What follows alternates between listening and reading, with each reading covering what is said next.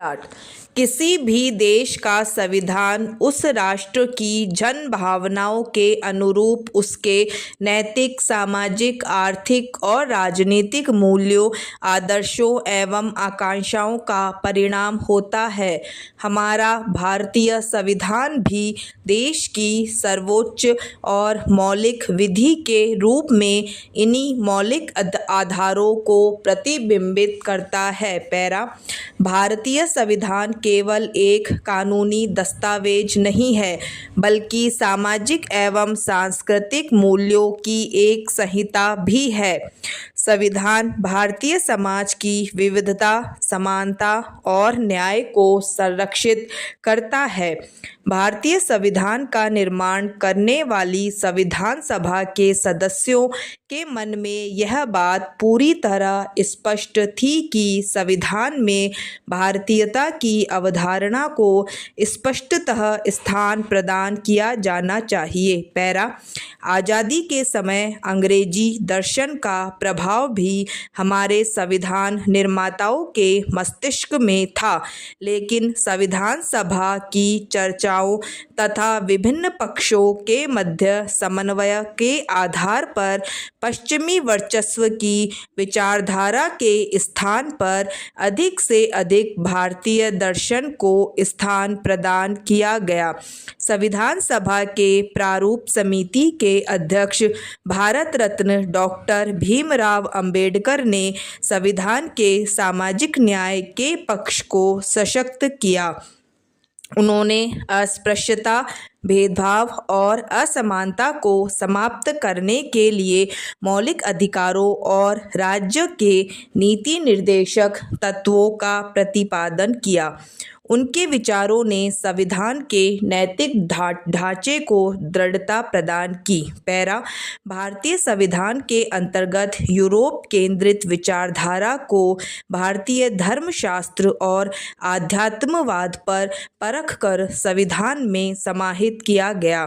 संविधान में वर्णित बहुआयामी राजनीतिक दर्शन में उदारवाद, लोकतंत्र, समतावाद, धर्मनिरपेक्षता और संघवाद के साथ साथ सामाजिक न्याय और राष्ट्रीय एकता, अखंडता की प्रतिबद्धता को कानूनी आधार पर उचित स्थान दिया गया है। पैरा भारत की गौरवशाली ऐतिहासिक एवं सांस्कृतिक प्राधान्य की अवधारणा को देखें तो यह प्रतीत होता है कि प्राचीन धर्म ग्रंथों के महत्वपूर्ण संदर्भों को वाद विवाद की तर्कसंगत कसौटी पर कसकर वर्तमान व्यवस्था के साथ उसका प्रायोगिक समन्वय की शुचिता के आधार पर महत्वपूर्ण आयामों को संविधान सभा ने संविधान में स्थान प्रदान किया। उदाहरण के तौर पर देखें तो महाभारत के शांति पर्व में कीर्तिमान, कर्दम, अनंग, अतिवल, वैण्य, पुरोधा काव्य और योगाचार्य नामक राजनीतिक विचारकों के विवरण के साथ साथ मनु, शुक्र, कौटिल्य के द्वारा रचित ग्रंथों के श्लोकों का भी तत्सम उद्धरण मिलता है। भारतीय संविधान के सर्वोच्च विधान को बनाने में इन महत्वपूर्ण दार्शनिक तथा ऐतिहासिक ग्रंथों का सहारा लिया गया। पैरा भारत के संवैधानिक विकास और दार्शनिक मूल्यों की विवेचना के समीक्षात्मक मूल्यांकन से यह प्रतीत होता है कि पिछले 75 वर्षों के इतिहास और आज की परिस्थितियों के परिप्रेक्ष्य को डॉक्टर राजेंद्र प्रसाद के शब्दों में सहज रूप से समझा जा सकता है। उन्होंने संविधान सभा की कार्यवाही समाप्त करते समय अपने समापन भाषण में कहा था कि भारत का संविधान लोकतंत्रात्मक है, किंतु लोकतंत्रात्मक संस्थाओं के सफल कार्यकरण के लिए यह आवश्यक है कि वे जो इसका क्रियान्वयन करें दूसरे के दृष्टिकोण को आदरपूर्वक देखने तथा समझौते और समायोजन के लिए तत्पर हों। बहुत सी ऐसी बातें जो संविधान में लिखी नहीं जा सकी, उन्हें स्वस्थ परंपराओं की अभिसमयों के द्वारा पूरा किया जाता है। संविधान के प्रावधान चाहे जैसे हों, एक बात पूरी तरह प्रासंगिक है कि शासन का अंतिम उद्देश्य जन कल्याण होना चाहिए, लेकिन यह इस बात पर निर्भर करती है कि शासक कैसे हैं, संविधान के प्रावधान कैसे हैं। यह बात अधिक मायने नहीं रखती, पर देश का कल्याण इस पर निर्भर करता है कि उसके शासक का आचरण कैसा है। अगर जिन लोगों को चुना गया है वे योग्य, ईमानदार तथा चरित्र और निष्ठा वाले व्यक्ति हुए तो वे त्रुटिपूर्ण संविधान को भी सर्वोत्तम बना देंगे।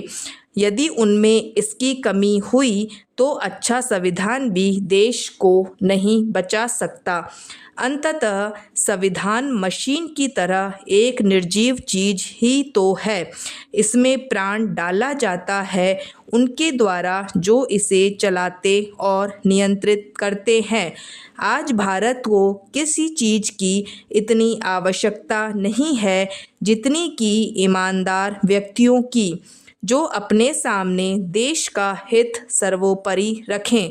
वर्तमान परिदृश्य में राष्ट्रीय जीवन के अंगों एवं संस्थाओं में विघटनकारी प्रवृत्तियां निरंतर बढ़ रही हैं। पैरा भारत में अनेक मतभेदों की स्थिति के उपरांत भी विविधता में एकता का दर्शन सर्वोपरि है।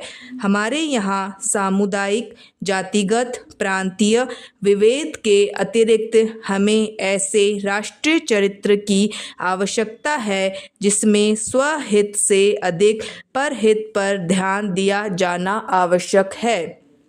राष्ट्र की उन्नति का एकमात्र आधार राष्ट्रीय हितों को सर्वोपरि रखने वाले लोगों की अधिकता होना है। यदि ऐसा पूर्वाग्रहों से मुक्त होकर अपरिहार्य रूप से किया जा सके तो राष्ट्रीय जनजीवन के स्तर को ऊपर उठाने में आशानुकूल सफलता प्राप्त की जा सकती है। भारत में संवैधानिक व्यवस्था के निर्माण के समय व्यक्तिगत स्वतंत्रता, सामाजिक न्याय, अल्पसंख्यक अधिकारों, धर्मनिरपेक्षता तथा सार्वभौमिक मताधिकार के साथ साथ संघवाद की अवधारणा एवं राष्ट्रीय पहचान को सुदृढ़ बनाने का बल दिया गया। भारत में व्यक्तिगत स्वतंत्रता, सामाजिक न्याय के मध्य उचित समन्वय बनाया गया है। सामाजिक न्याय भारतीय उदारवाद के राजनीतिक सिद्धांत का एक महत्वपूर्ण आयाम है। के.एम. पणिक्कर कहते हैं कि भारतीय उदारवाद की दो धाराएं हैं। पहली धारा की शुरुआत राम मोहन राय से होती है। उन्होंने व्यक्ति के अधिकारों पर जोर दिया, खासकर महिलाओं के अधिकार पर। दूसरी धारा में स्वामी विवेकानंद, के.सी. सेन और जस्टिस रानाडे जैसे चिंतक शामिल हैं, जिन्होंने पुरातन हिंदू धर्म के दायरे में रहकर सामाजिक न्याय का जज्बा जगाया। पैरा भारत में धर्म व्यक्ति का निजी मामला है। यद्यपि संविधान सभा में धर्मनिरपेक्ष शब्द को जोड़ने पर अत्यधिक तार्किक चर्चा की गई, लेकिन शुरुआती दौर में इसे स्थान प्रदान नहीं किया जा सका।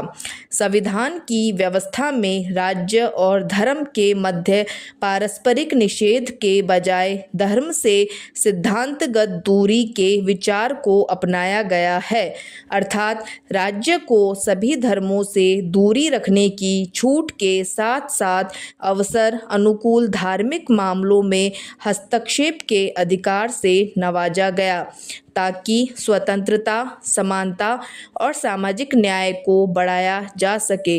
वर्तमान में यह व्यवस्था भारतीय संविधान को अद्वितीयता प्रदान करती है। डॉक्टर राधाकृष्णन का मानना था कि भारतीय लोकतंत्र केवल एक शासन प्रणाली नहीं है, बल्कि यह नैतिक और आध्यात्मिक सिद्धांतों पर आधारित दस्तावेज है।